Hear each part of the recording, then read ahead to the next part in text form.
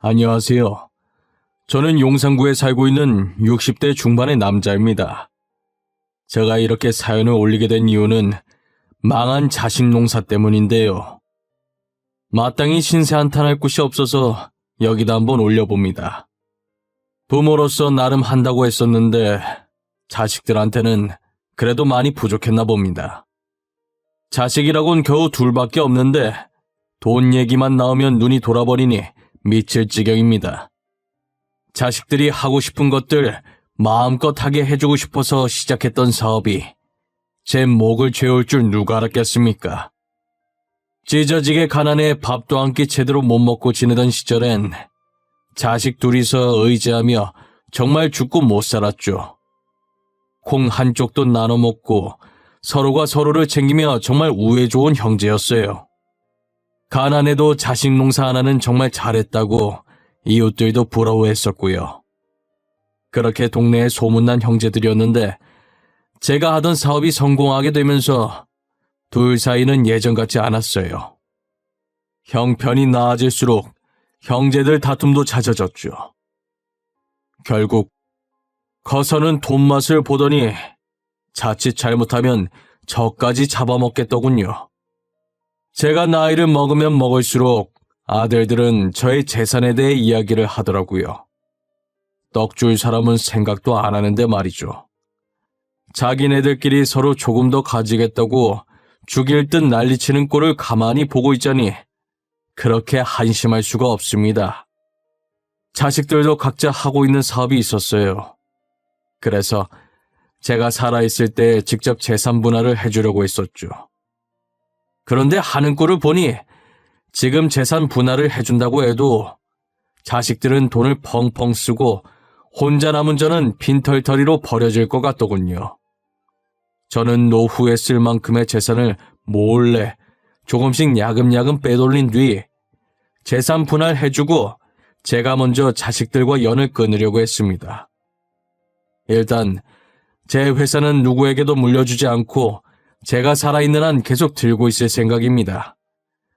자식이나 마찬가지인 회사라 제가 눈뜨고 있는 날까진 지키고 싶었어요. 이렇게 될 때까지 악착같이 살게 된 데에는 다 이유가 있었습니다. 사실 제게는 잃어버린 아들이 하나 있었는데요. 사업을 시작하기 전 저희는 찢어지게 가난한 형편에 입에 불칠하고 살기도 힘들었어요. 그런 모습을 보고 어머니가 안타까워하셨죠. 어머니 딴에는 저희 부부를 도와주려고 한 행동이었지만 저희에게는 되려 씻을 수 없는 상처가 되었습니다. 이제 겨우 2살인 막내 아들이 어머니 따라 밖에 나갔다가 실종되고 말았습니다. 그러다 아내는 충격을 받아 쓰러졌고 병까지 얻어 결국 1년 후 세상을 떠났죠. 막내에 이어 아내까지 잃자 저는 정말 살고 싶은 마음이 없었어요. 아내의 영정사진을 보면서 제발 나도 데리고 가라며 하염없이 울었네요. 내게 그만 울라며 달래주는 어린 아들 둘을 보니 애들 때문이라도 어쩔 수 없이 살아야겠더라고요. 어리고 소중한 두 아들들을 지키고 잃어버린 막내를 찾기 위해 누구보다 열심히 살았습니다. 저는 안 해본 일이 없어요. 막노동부터 시작해서 몸으로 할 수 있는 일은 다 했었어요. 비록 악착같이 돈을 모았고 결국 단칸방을 탈출하는 데 성공했죠. 비록 전세지만 2발 뻗고 잘 수 있는 집으로 이사갈 수 있게 되었어요. 사람들이 이사갈 때 집 터가 좋아야 잘 산다고 하지 않습니까? 우리 집 터가 좋았는지 이사 후 제가 시작한 사업이 승승장구를 했어요. 통장에 찍힌 돈을 보는데 느낌이 이상하더군요.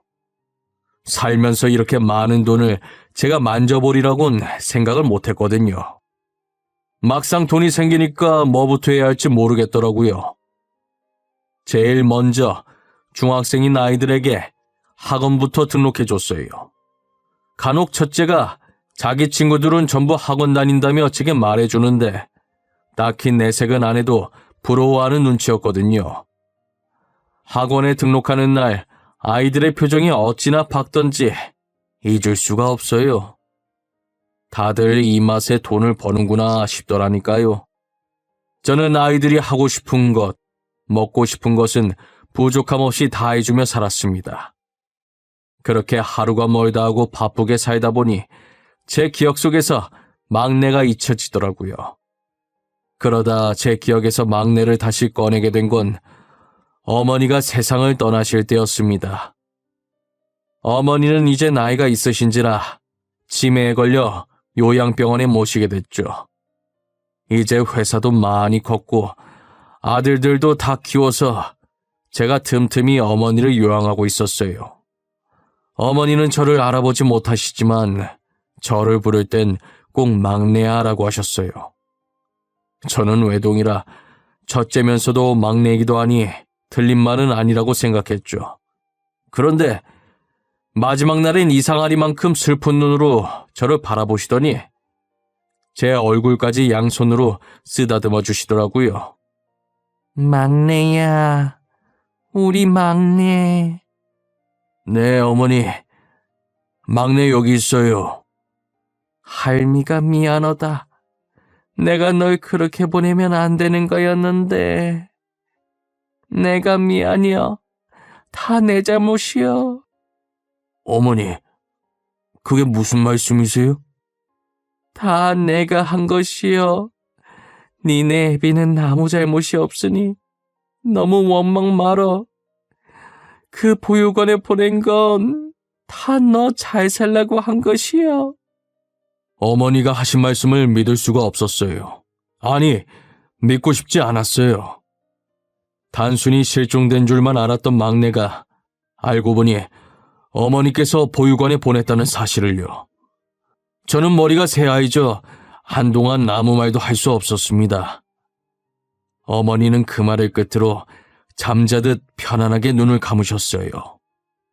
어머니의 장례가 끝나고 곧장 막내를 찾으려고 했었습니다. 하지만 너무 미안하기도 하고 혹여나 이미 가정이 생겨서 잘 살고 있는 애 앞에 제가 괜히 나타나 혼란만 줄 것 같은 여러 가지 감정에 찾지 못했어요. 돌아가신 어머니 원망도 정말 많이 했습니다. 어머니가 굳이 막내를 보육원에 버리지 않았더라면 저는 아내도 잃지 않았을 테니까요. 이제 저도 점점 늙어가고 더 늙기 전에 한 번이라도 막내를 보고 싶었어요. 그리고 많이 늦었지만 과거의 일을 사과하고 싶었습니다.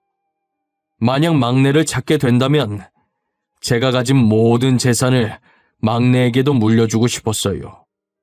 전 두 아들 몰래 수소문해서 막내를 찾기 시작했습니다. 먼저 어머니께서 말해주셨던 보육원부터 찾아갔습니다.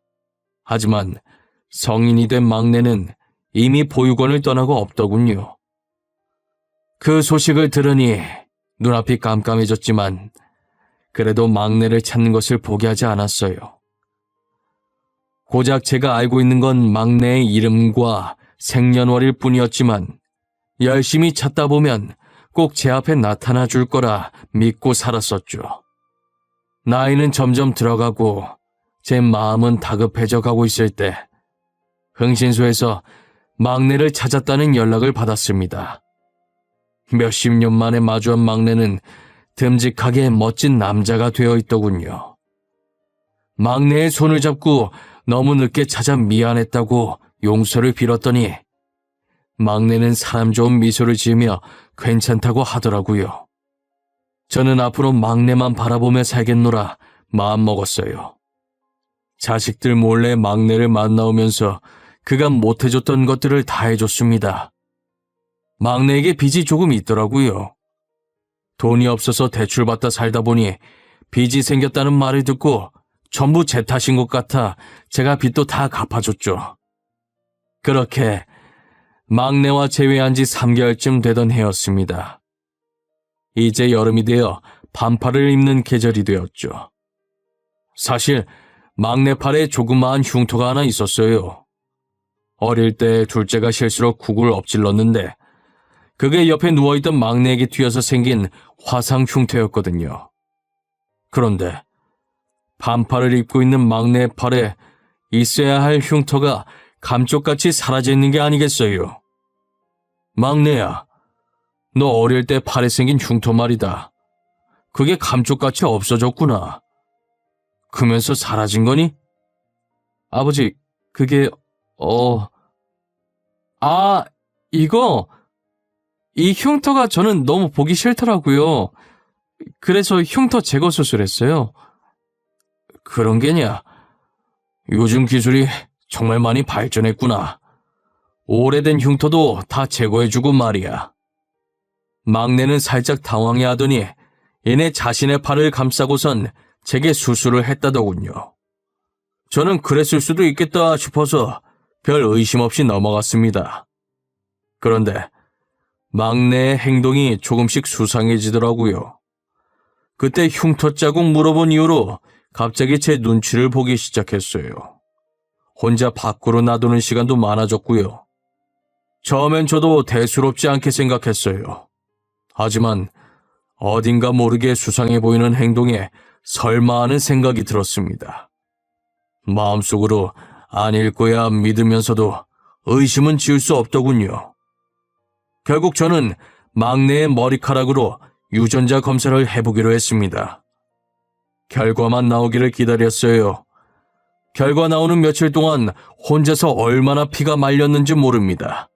그저 막내를 찾았다는 기쁨에 젖어 유전자 검사를 해볼 생각도 못한 제 자신이 너무 한심했어요. 만약 제 아들이 아니라면, 정말 그런 거라면 싶은 생각에 너무 분해서 잠도 제대로 못 잤습니다. 며칠 뒤 결과지가 제 손에 쥐어졌고 막내 아들이 보는 앞에서 지를 봤어요. 불일치라는 세 글자를 보는 순간 저는 그대로 뒷목을 잡고 쓰러졌습니다. 그래도 그놈은 양심이라는 게 조금이라도 있었던지 저를 병원으로 데리고 와서 제가 깨어날 때까지 옆을 지키고 있더군요. 왜 그랬냐고 따지니 제가 어느 기업의 회장이라는 것을 알고 일부러 접근을 했더랬죠. 본인도 유전자 검사하면 끝나는 건데 과연 이게 먹힐까 했었대요. 그런데 제가 검사를 하지 않자 마음 놓고 아들 행세를 하게 된 것이죠. 원래 그놈 계획은 자기가 빌린 빚만 갚고 떠날 생각이었다네요. 그런데 제가 가지고 있던 재산이 자기가 생각했던 것보다 훨씬 많았고 욕심이 생긴 건지 돈을 몰래 빼돌리려고 이때까지 아들 행세를 해왔던 거였어요. 그런데 양심에 찔리긴 한 건지 제가 쓰러지자마자 구조대를 불러 병원으로 데리고 왔더라고요. 그간 아들로 지내온 정이 있어서 마지막에 그놈에게 돈 몇 푼 쥐어주었습니다. 그래도 막내라고 생각했던 시간들이 있어서 그런지 아닌 걸 알면서도 그놈에게 정이 들었더라고요. 사람 속이고 다니지 말라고 진심으로 충고하고는 다시는 내 앞에 나타나지 말라고 말했어요. 그놈이 병실을 나가고 또다시 아들을 잃었던 당시의 허망한 마음이 들어 한동안 아무 말 없이 창문만 바라보았습니다. 막내를 버린 죄를 지금 받고 있다는 생각이 들었어요. 이번 생에선 막내를 찾지 말라는 하늘의 뜻인가 싶고요. 제 죄는 아직 끝나지 않았나 봅니다. 주치의가 들어와서 검사 결과를 말하는데 제게 위암이 있다고 하더군요. 치료를 하면 생명을 연장할 수 있다고 하는데 더 살아서 뭐하나 싶었습니다. 저는 이만큼만 살고 싶다고 치료를 받지 않겠다고 했죠. 그랬더니 주치의가 하루에 한 번씩 병실에 와서 저를 설득하는 게 아니겠어요. 아버님, 치료받으면 살 수 있는데 왜 안 받으시려는 거예요? 아유, 진짜 나는 그냥 치료받고 싶지가 않다니까 자꾸 그러네. 그래도 살 수 있으면 사는 게 좋죠. 왜 계속 고집을 피우실까? 의사 양반, 지금 환자 살려야 한다는 의무 때문에 이러는 겐가? 내가 더 이상 살고 싶지 않다는데 왜 계속 그러나? 환자 의견도 존중해줘야지. 이상하게 아버님만 보면 제 아버지 같고 친근해서 마음이 자꾸 쓰여요. 의사가 제게 아버지 같다고 하는데 그 표정이 왠지 모르게 슬퍼 보였어요. 원래 남의 가정사 물어보는 성격이 아닌데 저도 모르게 말이 나가더군요. 혹시 자네 아버지는 일찍 돌아가셨나? 저는 보육원에서 자라서 부모님이 안 계세요. 힘든 환경에서 의사까지 된 겐가? 너무 잘 커줬구나. 내가 다 기특해. 부모님은 찾고 싶지 않고 가끔 보육원 친구들이 다시 가족품으로 돌아가더라고요. 저도 그 모습을 보고 희망을 품고 살았었는데 그런데 이제껏 저를 안 찾는 거 보면 버린 게 맞는 것 같아요. 그리고 혹시라도 왜 찾아왔냐는 소리 들을까봐 찾을 자신도 없어졌어요. 자네 아버님도 다 사정이 있었을 게야. 이 세상에 자식을 버리고 싶어서 버리는 부모는 없을 것에. 이제 괜찮아요. 이렇게 지내다 보니 혼자가 더 편한걸요. 저 보육원 나오자마자 새 출발하려고 이름도 바꿔버렸어요. 지금 의사 양반을 보니 나도 잃어버린 아들이 보고 싶고 그러네. 그렇게 병원에 두세 달 지내다 보니 마음 터놓고 말할 사람이 주치의밖에 없었어요. 주치의는 환자 말이라면 끝까지 들으려고 노력하는 참된 의사였어요. 그런 모습에 저는 의사 손 꼭 붙잡고 예전의 막내와의 추억에 잠겨서 의사에게 털어놓기 시작했어요. 제 말을 듣던 의사의 표정이 점점 미묘하게 바뀌더군요. 아버님 말 듣다 보면 저도 제 아버지가 생각나서 찾고 싶어져요. 아버님처럼 저희 부모님도 저를 지금 찾고 계실까요? 그럴 걸세. 내 장담하지. 지금이라도 부모님을 찾아보게. 아버님 말 한번 믿어볼게요. 그러니 아버님도 제발 치료 열심히 받으세요. 그래야 잃어버린 아들 찾으시죠. 끈질긴 의사의 설득 끝에 두 손 두 발 다 들었고 덕분에 치료받는 것에만 집중했어요. 그래도 막내를 찾기 위해 업체에 제 DNA를 등록해놓고 치료를 받았죠. 등록한 지 얼마 지나지 않아 제 DNA와 일치하는 사람이 나타났다고 연락이 왔어요. 저는 전화를 끊고 곧장 업체로 달려갔죠. 갔더니 저를 맞이하는 건 다름 아닌 제 주치의였어요. 아니, 자네가 여기는 어쩐 일인가? 자네도 오늘 부모님을 찾은 겐가? 네, 아버님. 저도 연락받고 왔어요. 저희 부모님 찾은 것 같아요. 의사는 부모님을 찾았다며 제게 활짝 웃어 보였어요. 저는 정말 다행이라고 이제 행복할 일만 남았다고 의사의 손을 잡고 있었죠. 업체 직원이 나와서 저희를 보면서 벌써 서로 알아본 거냐고 하시더라고요. 그러더니 제 손에 쥔 종이를 저희에게 건네며 친자가 동일하다고 하는 게 아니겠어요. 직원이 건넨 결과지에는 일치라는 글자가 적혀 있었습니다. 아니, 어떻게 이런 일이 있을 수 있는지 종이를 받고 어안이 벙벙했습니다. 네가 정말 민혁이냐? 우리 민혁이가 맞는 거냐? 네, 제 전 이름이 민혁이에요. 저 민혁이 맞아요.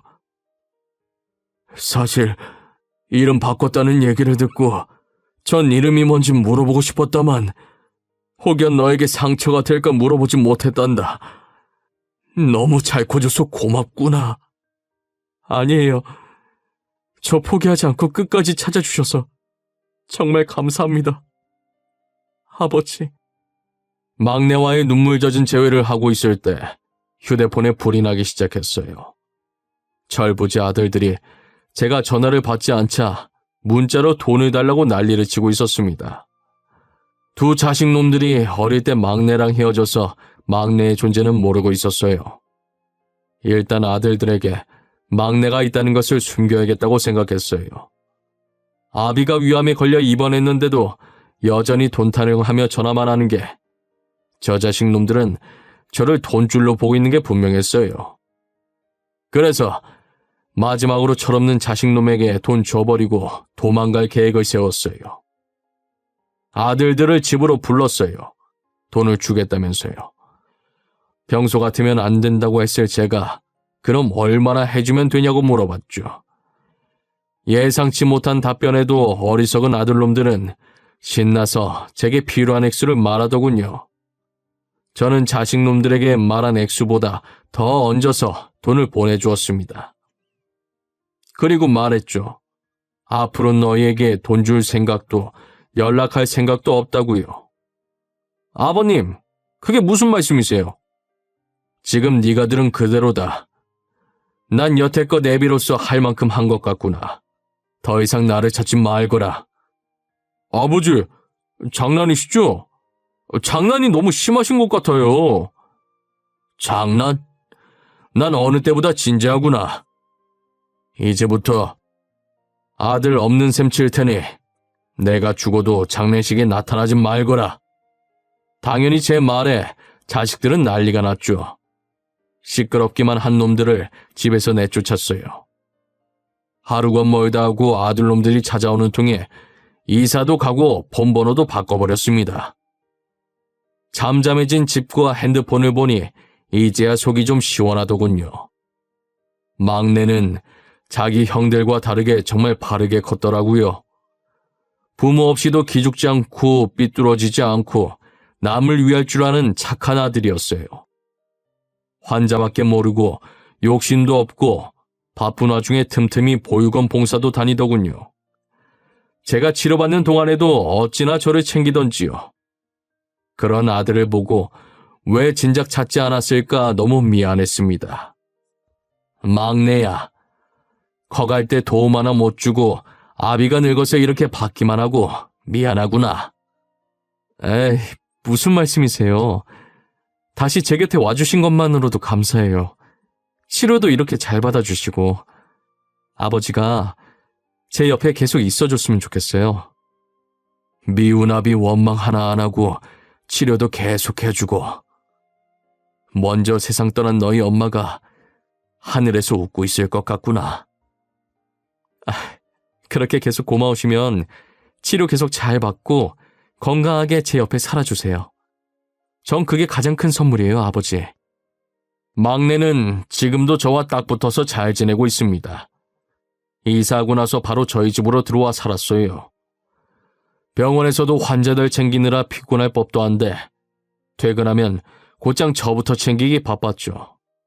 안 그래도 된다고 하는데도 전 끝내 아들을 말릴 수가 없네요. 저는 수술까지 하지 않고 약물 치료만 하고 호전됐어요. 하늘에 있을 아내가 도와준 건지 종양이 크지 않을 때 발견돼서 다행이었다네요.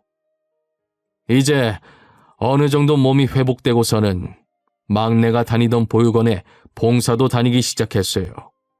그러다 막내가 저에게 꼭 보여주고 싶은 사람이 있다는 게 아니겠어요. 제 품으로 들어온 지 얼마 안 된 막내가 다시 제 곁을 떠나는 것 같아 시원섭섭하더군요. 그런데 막내가 데리고 온 여자를 보고 놀랐습니다. 같이 봉사 다니면서 제가 막내 짝으로 눈여겨본 여자였거든요. 참하고 착해 보여서 막내랑 어울릴 것 같다고 생각했었죠. 막내도 며느리를 봉사하면서 만났다고 하더군요. 들어보니 며느리도 아픈 과거가 있었어요. 그래서 둘이서 보듬어주며 살겠다고 하더라고요. 저는 그 자리에서 기쁜 마음으로 결혼 승낙했습니다. 지금은 막내와 며느리가 저를 알뜰살뜰 챙겨주며 셋이서 함께 살고 있습니다. 그리고 두 아들은 각자 하고 있던 사업이 망해서 빈털터리가 됐더라고요. 이때까지 사업이 유지되던 것도 다 제 돈 때문이었지요. 사업 실패로 모든 걸 잃은 자식들은 날마다 제가 운영하던 회사로 와서 제발 한 번만 연락해달라고 부탁하고 왔어요. 개구리 올챙이적 생각 못한다는 말이 있지 않습니까? 딱 제 두 아들놈들을 보고 하는 말인 듯 싶네요. 가난했을 때 힘들게 살던 시절 생각 못하고 저렇게 돈에 미쳐버릴 줄 누가 알았겠어요. 저는 하루빨리 아들놈들이 정신 차리고 인간답게 살아가길 바랄 뿐입니다. 제 사연은 여기까지입니다. 지금까지 제 이야기를 들어주신 모든 분들께 감사합니다.